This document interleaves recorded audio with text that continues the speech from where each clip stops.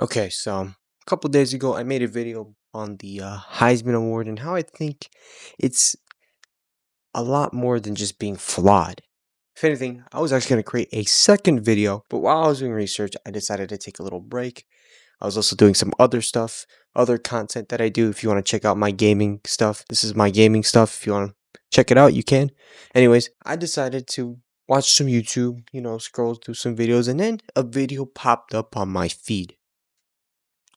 Why 1997 and 2003 broke college football? A video created by a guy named Guardian Not Found, someone with like about 200 subscribers. Which, if you do the math, that's like 10 times more than me right now. On a serious note, go check out the video. It's really informative, and the dude did a really good job on it. But it had me thinking, with the controversy that has happened with the 12-team playoff and people begging for the BCS to be back, or maybe we should have stuck with the 4-team playoff, maybe gone to an 8-team, up to a 24-team playoff. I'm going to dig deeper into it, and we're going to find some stuff out. Why don't we start off with the most obvious, Alabama. In the past 3 years, Alabama has been involved in 3 separate controversies. Not something they're used to. Usually they're winning national championships and, being great. As for Auburn, we're the little brother, I won't lie. And since while we're on the topic of controversies with Alabama, it wouldn't be fair if we checked out the Auburn Tigers. Now, in 2004, there's 3 undefeated teams that remain: USC, Oklahoma, and Auburn. So starting off, we have the human pulse component. Basically, there was 2 polls at the time. Well, there still are technically, just they're not really used as much anymore. The AP poll and the coaches poll. And it was shown here. But unlike most years, this year they were actually able to agree with each other. Now up next, the computer rankings. Oklahoma actually was the top of the 3, with USC being behind and Auburn being in 3rd again. And then you have to take into account losses, quality wins, and strength of schedule. Now this was also a time where the SEC wasn't necessarily the strongest conference, although it was really getting there at that point. But it was still not the strongest. As a matter of fact, it was pretty wide open around that time. USC had the 5th strongest strength of schedule. Oklahoma had the 11th strongest strength of schedule. And Auburn had the 55th strongest strength of schedule. Yeah. Honestly, as controversial as it is, it makes sense why they didn't make it. Next up is 2010 in a very similar situation. And this time, this is when the SEC was starting to take control, with Alabama specifically winning. And then obviously Florida and LSU won a couple before, 4 years in a row at that point. And with Auburn winning this year, it would make it 5. And Auburn got the nice end of the stick. They were actually up top. Auburn were first in both polls. Oregon were in 2nd, and TCU were sitting in 3rd. Now, the difference between 2004 and 2010 is that TCU at this time wasn't a Power 5 school, and that unfortunately affected them, while Oregon and Auburn's strength of schedules were also pretty strong, meaning they had probably much more quality wins. Auburn played a ton of ranked teams that year too, if I can recall. But I haven't even talked about the final year of the BCS, the perfect ending to an imperfect system. From not making it, to making it and winning the whole thing, to now making it once again for the 3rd and final time. Florida State was the consensus number 1 with Jameis Winston. Auburn were the no consensus number 2. Now, by the end of it, there was really only 2 teams that were clear-cut favorites. There was a 3rd team, but they really did not have a chance. Obviously, SEC was at its peak, ironically, with an ACC win in the national championship. While Michigan State would end up winning the Rose Bowl, Alabama would end up losing to their daddies in Oklahoma. Obviously, per usual. It's the only team that actually really technically owns Alabama. Shout out to Oklahoma. Hope y'all do it again. Now, obviously, I'm going to get to 2003, but first I want to get to 1997. Not exactly talking about the year, but before the BCS, there was a bit of a different system. Now, in the late 1800s to the 1930s, it was basically early selectors like Caspar Whitney and the Sun newspaper began crowning champions through polls, but there wasn't a game. In 1936 and on, the Associated Press poll started helping to identify top teams, with Minnesota crowned the first champ. Well, holy crap. Then all the way up to 1992, the AP was still around, but there was a new system, a system that really isn't talked about for a very solid reason. It created a lot more problems than the BCS did. Although, be it did create New Year's Six bowl games, which, who doesn't love those? The Bowl Coalition and Alliance. Yeah, this one was short-lived due to a lot of janky stuff going on, mainly because of the Rose Bowl, as the Pac-10 and the Big Ten were forced to play that game. So, as stated, the 1997 year, to sum it up real quickly, as he stated in the video, Michigan was the best team in the nation, but because they played in the Big Ten, they were forced to play in the Rose Bowl, which wasn't the national championship that year. The national championship that year was number 2 and number 3, meaning Nebraska and Tennessee played, and that game was a blowout, let me tell you. Tennessee fans, look away. That score looks very familiar. Also, for any Tennessee fans who think Auburn is a smaller rivalry versus Bama, you're freaking delusional.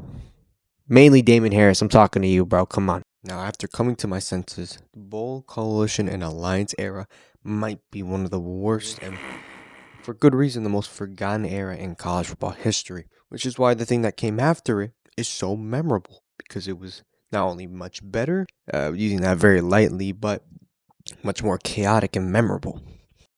And when I say chaotic and memorable, I mean it's more of a negative than a positive, but it was definitely a lot better. The lifespan of the Bowl Alliance Coalition was only 5 years, comparing the BCS's 15 years. That's 3 times more. So yeah, the lifespan was a lot longer, but it doesn't mean it was perfect. It was far from perfect, but it was definitely a lot better than the system used before. Now, there are 3 years that really stand out to me in the BCS era in terms of controversy.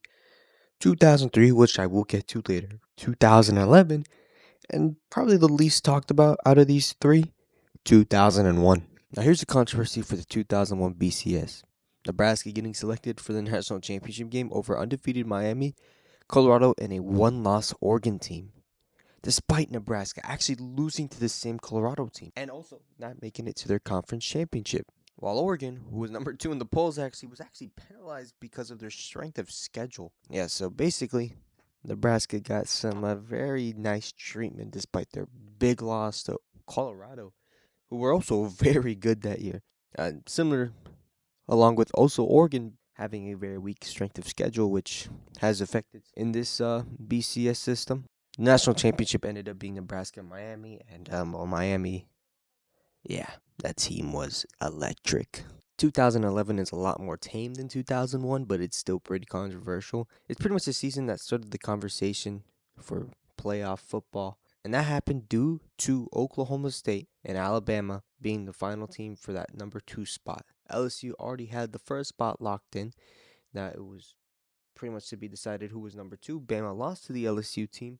Meanwhile, for Oklahoma State, despite how good they were and winning their conference championship game, they had a very unfortunate loss where a couple days before there was a tragic crash that happened that, had people that were a part of the school, and that must have affected the team to the point that, they didn't play their best against Iowa State.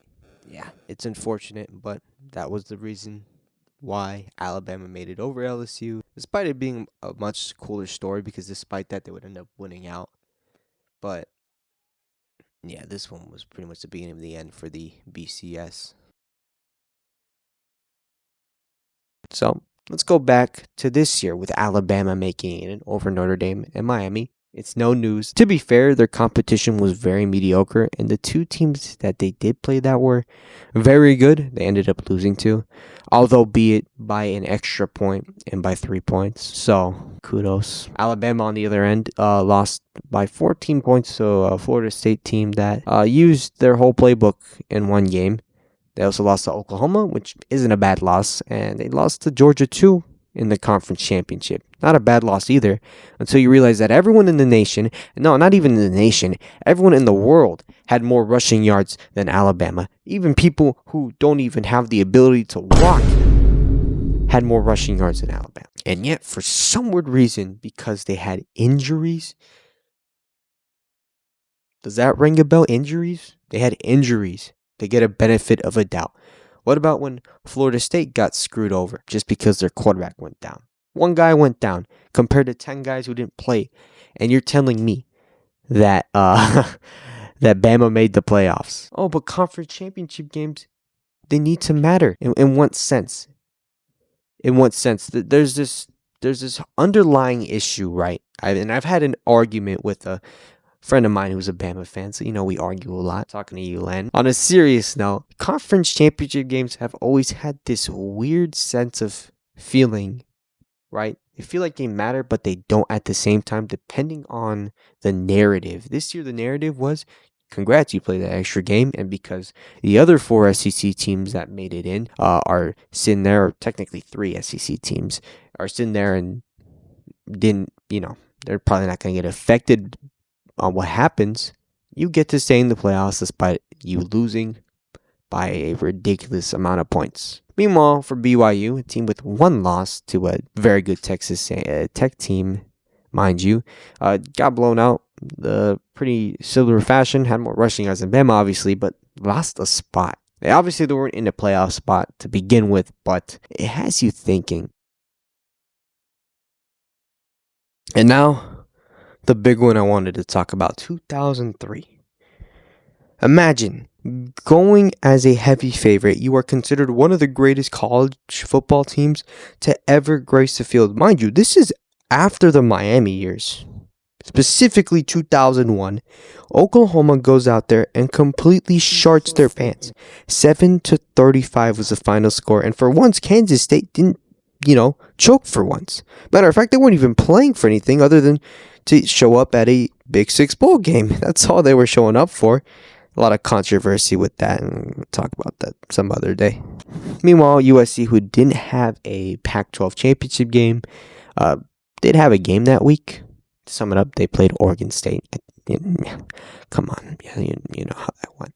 And LSU won their SEC championship game that year. It resulted in USC not making it. It's like history repeats itself, and we don't even notice. Bring the BCS back, and yet when the BCS was implemented, and we were 6 years in, Oklahoma lost by 28 points as a heavy favorite, considered to be one of the greatest college football teams to ever grace the field, and just end up losing. And they had a second chance, and they didn't even win the national championship. Now, to take a bit of a deeper dive, because conference championship games are extremely controversial. The SEC is the oldest out of all of them, with it being in 1992. Obviously, with the Big 12 conference, first had one in 1996, but went on a hiatus from 2011 to 2016. No title games because the Big 12 actually dropped below 12 teams. The ACC started its in 2005, and a year later, we got the worst conference championship game of all time. Shout out to Wake Forest and Georgia Tech and Calvin Johnson. The Big 10 started its, ironically, in 2011, where the Big 12 went on hiatus. The Pac-12 also started its on 2011, and that's it for all the Power 5 schools. Technically Power 4, with the Pac-12 being what it is now, a former shell of itself, but not every team has had a conference championship game between 92 to 2011. Everyone had a conference championship game, but even then it has been controversial. It has messed a lot of things up. With or without a conference championship game. If you think the controversy this year has been bad, no, it's been bad since 92. There has never been a year, or there's probably been a few years that it's actually maybe it's actually worked. Even in 2002, with its own controversy not being about the poll or anything, or the 2 teams that were selected, more so about a frickin' penalty. Shit like this is going to happen all the time. People are going to be unhappy. I'm unhappy because Bama made it after getting absolutely decimated. I just named a bunch of examples of teams either not winning their division or not winning their conference championship or not even making it and still making the playoffs because they were the next team up. Either teams dropping down aggressively after losing despite their incredible resume in 2017 Auburn specifically, or teams that at the moment didn't have a conference championship. Baylor and TCU, for example, were co-champions. Because of that, they both missed the playoffs. So what am I even making this video for, right? Well, the message and the moral and the story of it is that college football has never been perfect. Heck, sports as a whole isn't exactly perfect. You can look at every sport. Every sport has its flaws. The NBA, the NFL, heck, even the European sports, probably cricket. Heck, even cricket probably has some flaws. I don't know. I don't pay attention to cricket. Baseball, I know baseball has its flaws with the Dodgers dominating. The NBA with its new CBA rules, and the NFL with the Kansas City Chiefs and the refs, along with all the gambling controversies that have been popping up. The sports has never been perfect. It's only perfect when your team's winning, obviously. That's really the only time it's perfect. Shatad Balls, I hate you. So yeah, you may not agree with some things. Like for me, example, I personally think Notre Dame should have made it. As time has progressed, we've had 4 different types of systems implemented. None of them have truly worked. Everyone is going to be mad. I mean, ask Kansas State fans. Ask TCU fans in 2009, 2010, and 2014. Ask Boise State fans in those years as well. Auburn in 2004, and it just goes on. Controversy, whether it's bad. Yes, there are moments where some things are worse than others, like the Heisman, which I'm still going to be making a part 2 on. But there's one big takeaway from this again, and it's just how human we all are. You see, we're all humans, We're all emotional about this. We all love sports, So let's try to enjoy this year's playoffs despite the controversy of 2 group of 5 schools making it, or Alabama making it in as well, despite losing in their conference championship game. Whether you think conference championship games should be more high stakes. Ideally, in a perfect world for me, Alabama wouldn't even be in the playoffs.